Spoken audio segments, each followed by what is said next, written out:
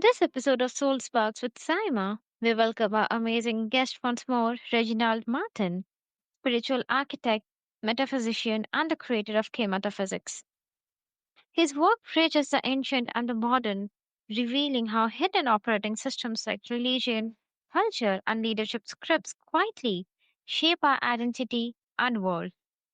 With his master protocol, Paradoxical HEKA, he shows how breath, voice, energy, and symbolism can integrate in a conflict and awaken true sovereignty. So tonight, we'll dive into this rare fusion of historic wisdom and modern psychology. So, Reginald, welcome to the show. Thank you for having me, Simon. I'm excited to be here. It's my pleasure to have you here, Reginald. So, Reginald, what exactly is paradoxical HEKA and how does it differ from the spiritual practices most of us know? Can you share? Yeah, sure. So what it is, Simon, is something that I've discovered here recently, and just about ancient, what I call mental technology. Because it's really that's what the ancients were really, in a lot of instances, teaching us. They were teaching us from the idea of us being a soul, having human experiences. Okay, and the soul is the primary benefactor of and baseline that we use this technology from. So when we're talking about paradoxical HEKA, what that is it's holding two truths that might seem like opposites, but it's holding two truths.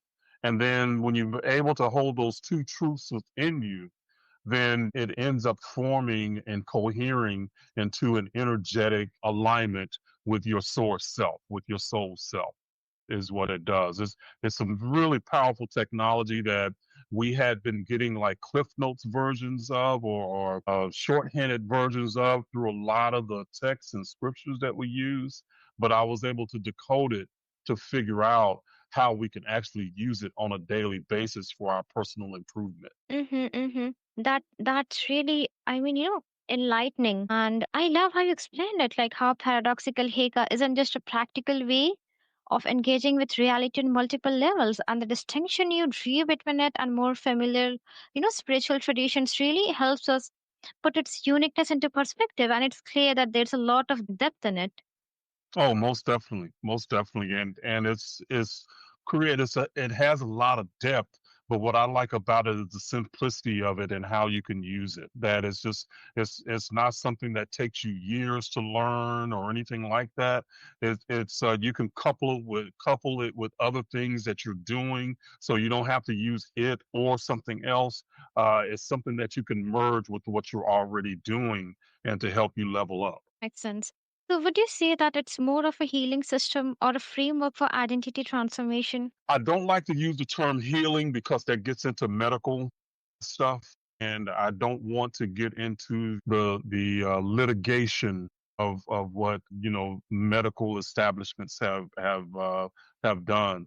So I won't say healing. What I will say is that it will shift you. So it actually helps you shift beliefs, and when you shift beliefs, it does it at the root level, at your energetic system, to where not only do you shift beliefs, but it ends up dislodging energy blocks that ends up causing that would end up normally causing disease or some type of other ailment that we might have. So let's just say that it shifts you from the root level energy system to where it actually recalibrates your entire physical, mental, and energetic system. Mm-hmm, mm-hmm. That distinction really matters, Reginald, because it shifts the focus from fixing ourselves to reclaiming who we always been. Yes. Now Exactly. talk about mm-hmm, now you talk about the hidden operating systems shaping our world. So I really wonder that how do we begin to recognize those invisible scripts? Yeah. So it really comes down to, Simon, of really understanding how we normally are taught to handle things in our lives, how we've taught to consider like a psychology, therapy, different things that the way that we do them in society has normally been that we are trying to fix something. Okay. That we are trying to right something that is wrong. Okay. But what that automatically does is put you at a deficit in the sense of you're trying to how can I say correct something that you have judged is misapplied to yourself, or you end up judging yourself in negative ways, that it ends up creating an adversarial position to your own system. Okay. But from a paradoxical HEKA perspective, you don't, you start from you as the essence and you as whole as the baseline. Okay. Everything that you do is attached to you as a soul that is immovable, that your soul is the that you stand on, that everything is built on top of. It's the foundation. Okay.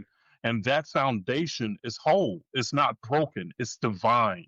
So you operate from the position that you are divine. And when you feel sickness, or when you feel anger, or when you feel these other things that we deal with in society, you are then misaligned with divine, with your divinity, rather than being broken. So, and just through life, things can happen where we can get out of alignment energetically, vibrationally. And paradoxical HEKA is about helping you to realign, not fix you, but to help you realign with the source that you already are. That makes sense. That makes sense. And that's a really very powerful insight, Reginald. I really appreciate how you framed it. Like the hidden scripts often run unnoticed, yet they influence so much of how we see ourselves and our potential. And hearing you break down the ways to recognize them makes it feel much more accessible, I would say. Like it's possible to start noticing and gently questioning these patterns in our daily lives. Yeah, exactly. And it's really about you really taking a different perspective, and what I call the ontological perspective of being.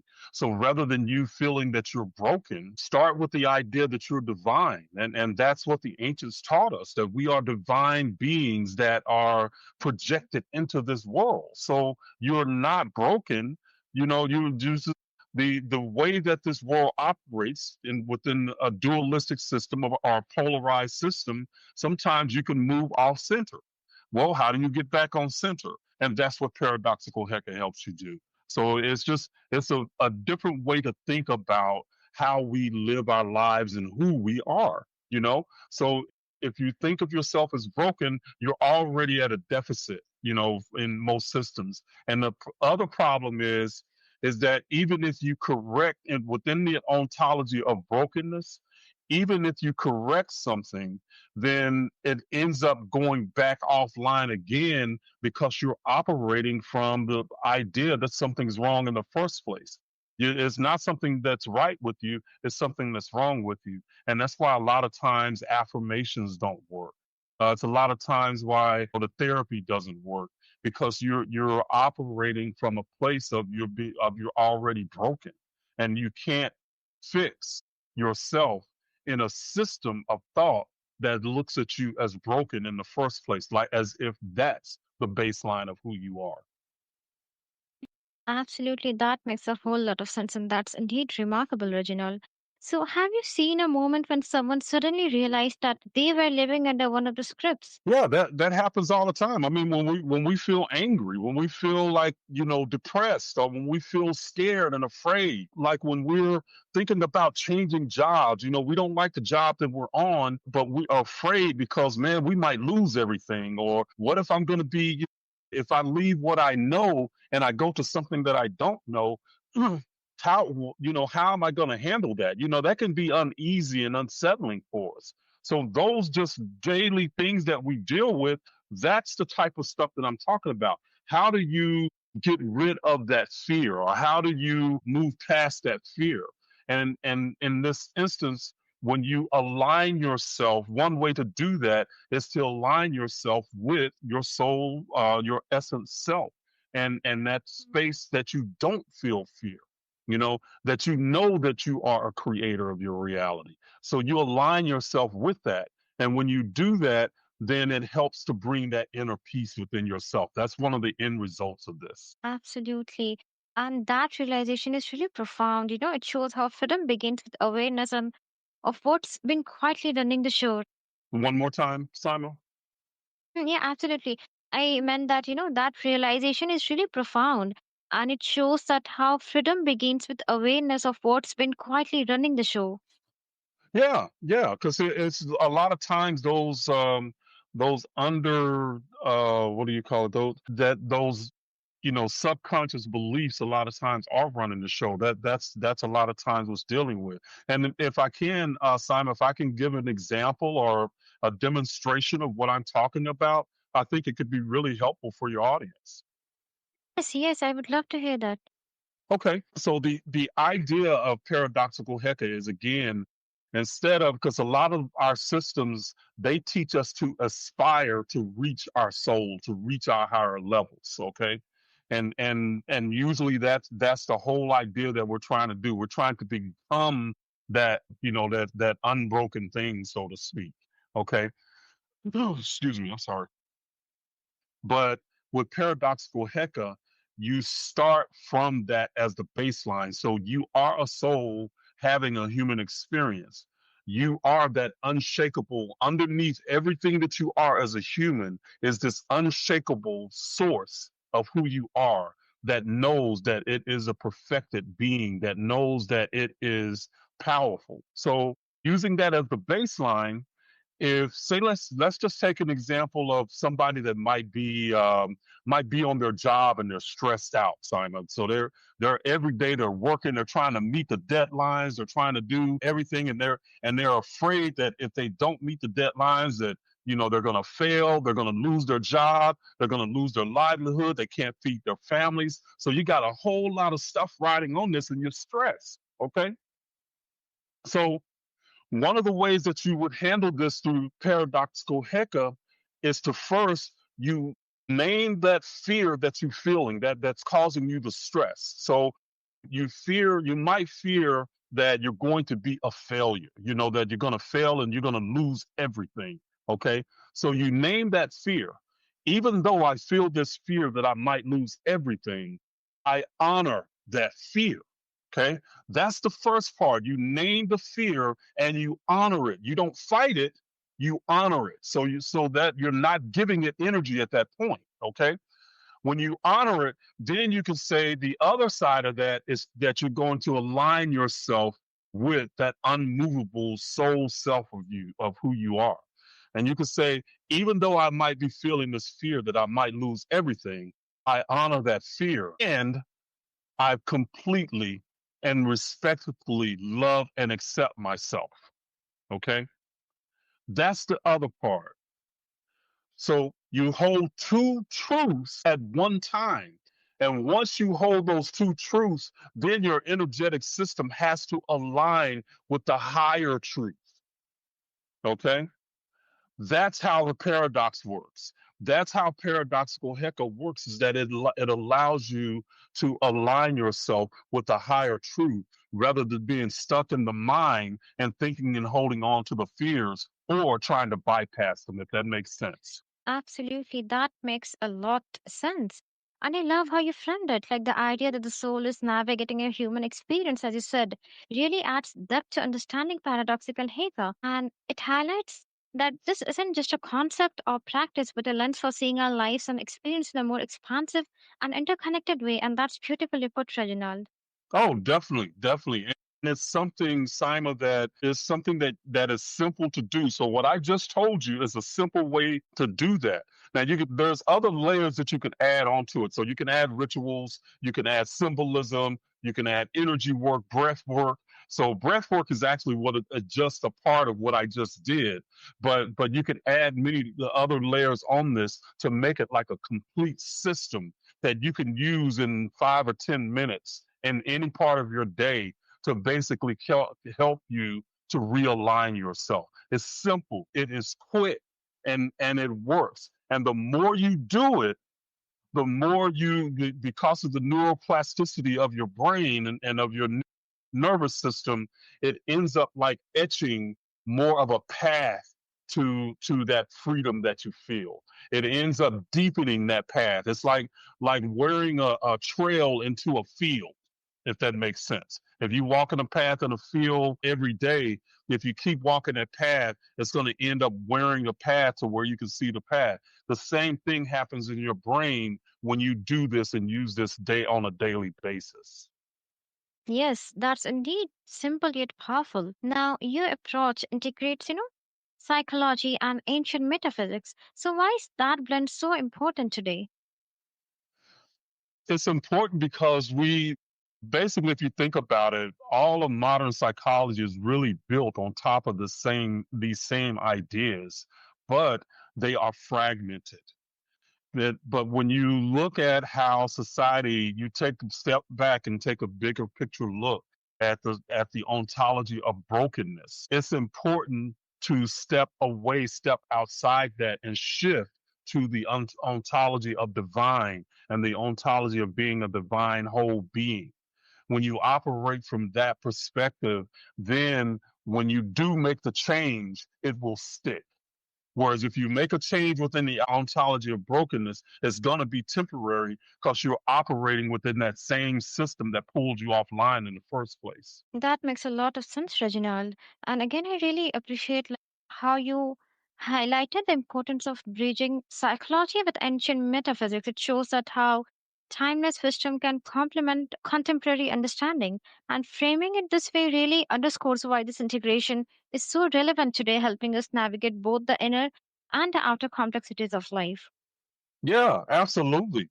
And Simon, the thing is that the ancients, they were giving us clues to this, and I always like to go back and just say that I'm not making this stuff up. I really, studied how this stuff came about. And I don't know if you're familiar with the medical symbol, the caduceus, where you have the two serpents going up a central spine, so to speak. Are you familiar with that symbol, that medical symbol? The medical symbol of the caduceus. It's called the caduceus, where you have the two serpents, and then you have up a central spine, and then you have the wings, and then a globe on the top of it. And we usually see it next, coupled with medicine.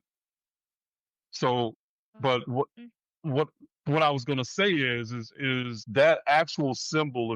If you ever get a chance to just look up the caduceus, that medical symbol is actually the symbolic framework for paradoxical HEKA.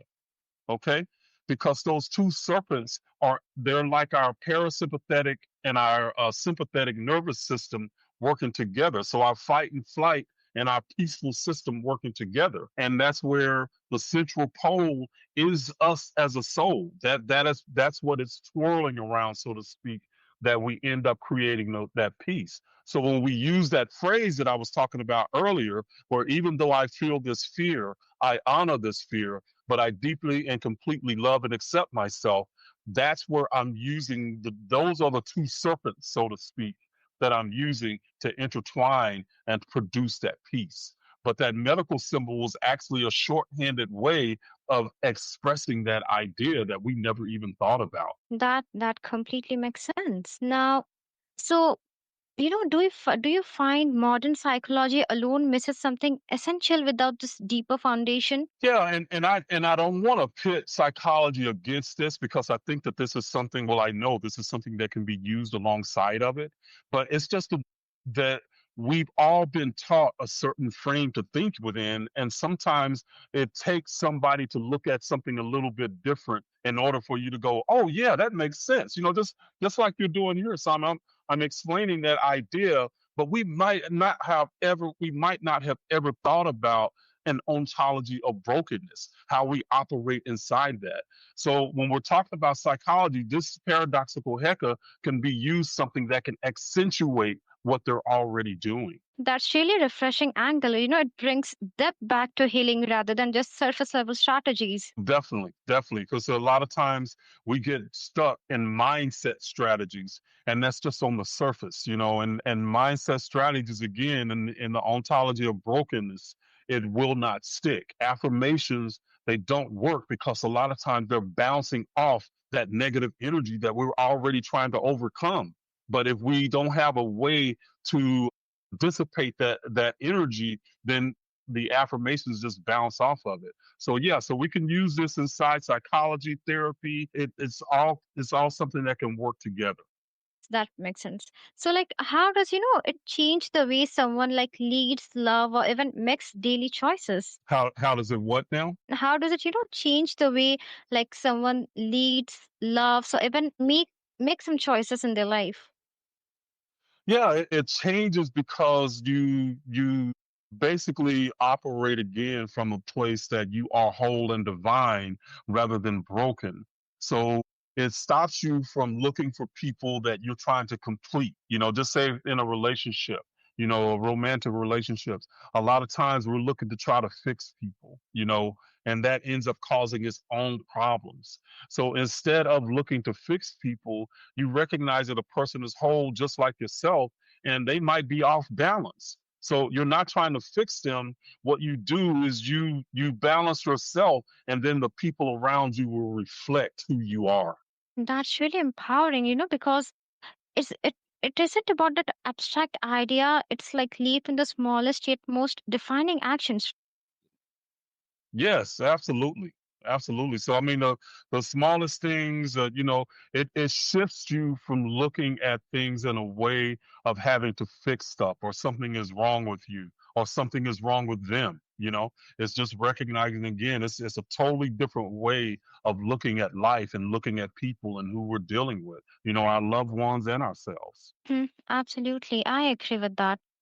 Now, for those dressed in traditional religion but now seeking something deeper, so how can paradoxical Heka serve as a breach for them? Yeah, and if a person is looking for something deeper, the things that I just told them, I mean, it could work along with their prayer, it could work along with, the things that they're doing. But the thing that's different is if you hold on to the idea that you're broken, that you're sinful, that you're unworthy, then that is the opposite of what paradoxical Heka is going to work within.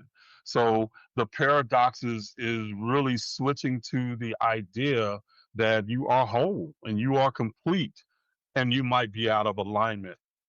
So it's a shift from the old religious beliefs to something that's different, really the more ancient teachings that we had before religion changed them. And it's more empowering. That's really enlightening, Reginald. And I love how how paradoxical Heka can take something familiar more from traditional paths and open a space for deeper exploration, I would say.